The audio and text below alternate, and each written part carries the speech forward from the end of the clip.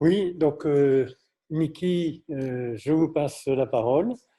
Vous allez nous parler des... vous avez présenté vous-même votre présentation, c'est le plus simple. Partage l'écran.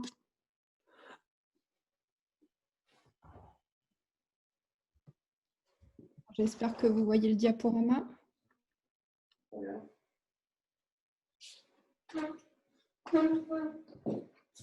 Vous pouvez lancer le... Merci beaucoup. Donc, merci à tous et merci encore à l'Académie nationale de chirurgie de m'avoir convié à ce sujet plus qu'important. Donc, sur les infections de sites opératoires. Et moi, je vais aborder maintenant la partie pré- et péropératoire en chirurgie digestive sur les facteurs de risque pré- et péropératoires pour lutter contre ces infections de sites opératoires. Donc, la seule étude prospective à l'heure actuelle, multicentrique internationale et de grande ampleur qui s'est focalisée sur les infections de sites opératoires, sur les facteurs de risque en chirurgie digestive, a été publiée récemment en 2017. C'est une étude d'un groupe international Global Search qui avait réuni à peu près 12 500 patients sur 343 hôpitaux dans le monde entier, sur 66 pays. Et ils ont pu mettre en évidence, quel que soit le type de chirurgie digestive, qu'elle soit chirurgie d'urgence ou chirurgie programmée, que les facteurs de risque d'infection de sites opératoires qui pouvaient être identifiés étaient tout d'abord le niveau de revenus du pays, en particulier lié à l'index de développement humain, le score ASA utilisé par nos anesthésistes, le diabète, le type d'abord chirurgical et le type de propreté de la chirurgie selon la classification d'Altemeyer. Je vais donc aborder maintenant le propos des facteurs de risque d'infection de site opératoire, tout d'abord en préopératoire, puis en péropératoire, et je vais me focaliser sur les chirurgies les plus fréquentes en chirurgie digestive, en commençant par l'appendicectomie, qui est la chirurgie la plus fréquente en termes d'urgence en chirurgie digestive. Concernant l'appendicectomie, lorsque l'appendicite aiguë est non compliquée, il y a une méta-analyse récente de Van Dijk de 2018 qui regroupait à peu près 150 000 malades et qui a pu mettre en évidence que le délai avant appendicectomie n'interférait pas, il n'y avait pas plus de risque d'infection de site opératoire. Par contre, quand l'appendicite aiguë était compliquée, on voit que le degré de contamination opératoire et l'absence d'antibiothérapie préopératoire majoraient le risque d'infection de site opératoire. Par contre, quel que soit le type d'appendicite aiguë, dans une étude prospective japonaise d'Utsumi en 2010, comme vous le voyez sur le graphique en bas à droite, eh bien, plus l'âge avance et plus il y a un risque d'infection de site opératoire après appendicectomie, quel que soit le type de degré d'urgence. Concernant l'intervention de cholécystectomie à froid ou en urgence, on voit dans une étude sur le registre suédois de toutes les chirurgies ou de tous les gestes endoscopiques liés au calcul biliaire qu'il n'existe que des facteurs intrinsèques a priori liés aux patients qui entraîneraient plus d'infections de sites opératoires, à savoir l'obésité, la maladie du tissu conjonctif, l'insuffisance rénale chronique et la cirrhose. Concernant la chirurgie la plus fréquente programmée en France, la hernie de l'aine, on voit que dans une étude de Taylor en 2004, il y a à la fois des facteurs intrinsèques liés au patient, le score ASA supérieur à 3, mais aussi des facteurs extrinsèques au patient comme l'absence d'antibioprophylaxie chirurgicale qui majorerait le risque d'infection de site opératoire. Concernant un autre type d'intervention fréquent en chirurgie digestive, qui sont les hernies de la paroi, là aussi dans une méta-analyse de Mavros en 2011, sur des études rétrospectives, donc de faible niveau de preuve, on voit qu'il y a des facteurs intrinsèques liés aux patients qui majorent les risques d'infection de site opératoire. On retrouve l'âge du patient, le score ASA, mais en plus le tabagisme, et extrinsèquement au patient, on retrouve le contexte d'urgence, qu'on peut expliquer probablement avec du tissu digestif incarcéré, donc probablement des résections intestinales associées. Concernant l'autre chirurgie fréquente programmée en chirurgie digestive, chirurgie colique et chirurgie rectale, dans une étude japonaise de Tang en 2001, on voit sur une cohorte de patients qui ont bénéficié de chirurgie colorectale par laparotomie que des facteurs intrinsèques liés aux patients étaient liés à plus d'infections de sites opératoires. Là aussi, l'âge du patient, le score ASA, l'obésité et le sexe masculin lors de résection rectale. Il y avait également des facteurs extrinsèques aux patients qui étaient relevés, et en particulier dans une méta-analyse récente de Tanner de 2015 qui comportait à la fois des essais contrôlés randomisés mais des études aussi prospectives de cohortes. On voyait que l'épilation, si elle était selon les guidelines et les recommandations de l'OMS, était plutôt un facteur de protection et éviter les infections de sites opératoires, de même que l'antibioprophylaxie chirurgicale. Concernant la préparation mécanique du tube digestif, avec plus ou moins l'utilisation d'antibiotiques oraux, on voit que la récente méta-analyse de Goto en 2016 met en évidence que l'absence d'antibiotiques orales combinée à la préparation mécanique intestinale est associée à plus de risques d'infection de site opératoire pour les chirurgies coliques. Et ça a été confirmé avec la méta-analyse encore plus récente de 2019 de Rollins qui comporte en fait tous les types de préparation avec ou non antibiothérapie orale, toutes les combinaisons. Et pour toute la chirurgie colorectale, là aussi, ils vont dans le même sens en disant que combinaison de préparation mécanique intestinale et antibiothérapie orale, il n'y a pas de différence. Et en fait, cela va dans le sens des recommandations à l'heure actuelle de l'OMS qui montrent que, eh bien, avec la préparation mécanique intestinale, il faut rajouter une antibiothérapie orale. On verra ultérieurement les modalités dans le topo ultérieur. Concernant les facteurs de risque préopératoires dans la chirurgie hépatique et pancréas, pour la chirurgie du pancréas, dans une méta-analyse de 2020 récente, on voit que c'est le drainage biliaire préopératoire et la chimio et la radiothérapie qui majorent les risques d'infection de site opératoire. Pour la chirurgie hépatique, ce sont principalement des facteurs intrinsèques que l'on retrouve, tels que le tabagisme et l'hypoalbuminémie. Concernant maintenant la partie péropératoire, tout d'abord pour l'appendicectomie, dans la méta-analyse d'Athanasiou qui se focalise seulement sur des appendicites aigus compliqués, on voit que c'est l'abord direct qui majore le risque d'infection de site opératoire. Par contre, quel que soit le type d'appendicite aigu, compliqué ou non, les éléments qui ressortent de la littérature seraient l'utilisation de drains, la durée opératoire, plus elle est importante et plus ça majore le risque d'infection de site opératoire, et l'utilisation de fils de soie pour suturer. A contrario, l'utilisation de sacs d'extraction lors d'une appendicectomie par laparoscopie, dans une étude récente de Philps, serait plutôt un facteur de protection vis-à-vis des infections de site opératoire.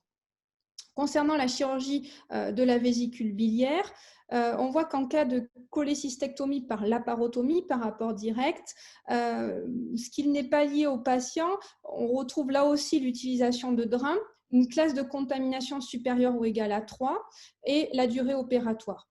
Lié au patient, eh bien, on voit le sexe masculin et l'âge, donc éléments qu'on retrouve dans d'autres organes. Concernant le geste de cholécystectomie, cette fois-ci par laparoscopie, ce serait la durée opératoire et là aussi on retrouve l'utilisation de fils de soie pour suturer.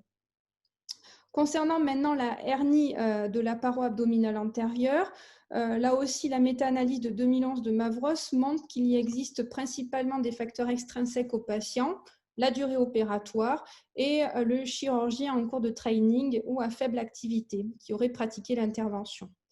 Concernant la chirurgie colorectale, on voit que plus la chirurgie se présente sur le rectum, donc en position digestive basse, et plus il y a un risque d'infection de site opératoire.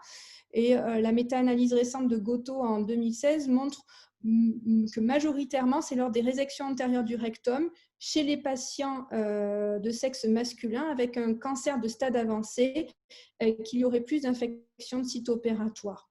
On retrouve également dans les différentes études le training du chirurgien, son expertise, si la plaie a été contaminée, si en particulier il y a une ouverture du tube digestif, la présence de stomie, l'utilisation de drains, la durée opératoire supérieure à 3 heures et la transfusion sanguine. Par contre, dans la méta-analyse de Tanner, on voit que la prise en charge péropératoire avec contrôle de glycémie et normothermie sont plutôt des facteurs protecteurs. Et là, on le reverra tout à l'heure dans le topo suivant. Concernant les chirurgies hépatiques et pancréatiques, dans la méthode récente de 2020, on voit que c'est le geste de duodénopancréatectomie céphalique qui serait plus à risque que la pancréatectomie distale, probablement en lien avec la présence de plus d'anastomose digestive et biliaire. Et au niveau du foie, ce serait la résection biliaire associée et une perte sanguine significative. Au total, lorsqu'on fait la mise au point de tous ces essais, de toute cette littérature, on voit que certains types de chirurgie sont plus à risque au sein d'un même organe opéré, qu'il y a à la fois des facteurs intrinsèques liés au patient, mais aussi extrinsèques, des facteurs intrinsèques non modifiables, l'âge, le sexe masculin, mais des facteurs également modifiables comme le tabagisme, l'obésité, le diabète, le score ASA et la dénutrition. Et nous avons donc un grand rôle en tant que clinicien, mais aussi le patient, à modifier ces éléments en vue d'éviter toute infection de site opératoire. Et puis les facteurs extrinsèques au patient, à savoir en préopératoire, radiothérapie, chimiothérapie, et en péropératoire, comme on l'a vu, la propreté de la chirurgie, la laparotomie qui serait un facteur de risque, la durée opératoire prolongée, l'utilisation de drains à mauvais escient, des pertes sanguines trop importantes et l'utilisation de transfusions sanguines. Je vous remercie de votre attention. Merci Niki. Je ne vous ai pas présenté. En fait, Niki est chirurgienne digestive à Limoges et actuellement elle est au fin fond des problèmes anglais puisqu'elle est en stage dans le sud de l'Angleterre et je crois qu'elle vit des moments relativement difficiles. D'autre part, Niki est membre du SpeakMe du CEPIAS Île-de-France. Alors, en français, ça veut dire SpeakMe, c'est la mission de surveillance et de prévention des infections chirurgicales et de maladies de médecine interventionnelle. Et d'autre part, le CEPIAS, c'est le centre de prévention des infections associées aux soins. Voilà, merci beaucoup pour la clarté de votre exposé. Je pense qu'il va y avoir des questions. Si des personnes se manifestent, non. Juste, vous avez insisté sur le caractère multifactoriel de ces facteurs de risque et que vous avez fait la part de ce qui était irréductible et au contraire des choses qui font encore appel, alors soit à des connaissances, soit aussi à une capacité à changer de comportement. Est-ce que vous pouvez insister sur un point qui vous paraît essentiel ?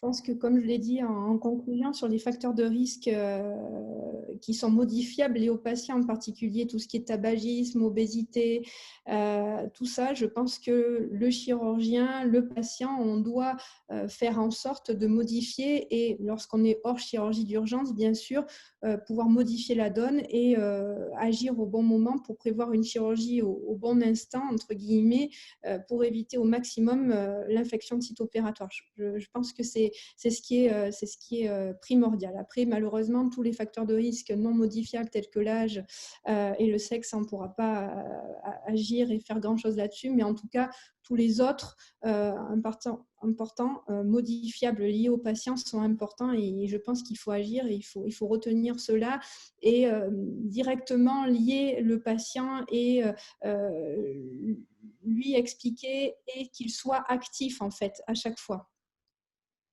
Est-ce que je peux poser une question ? Oui.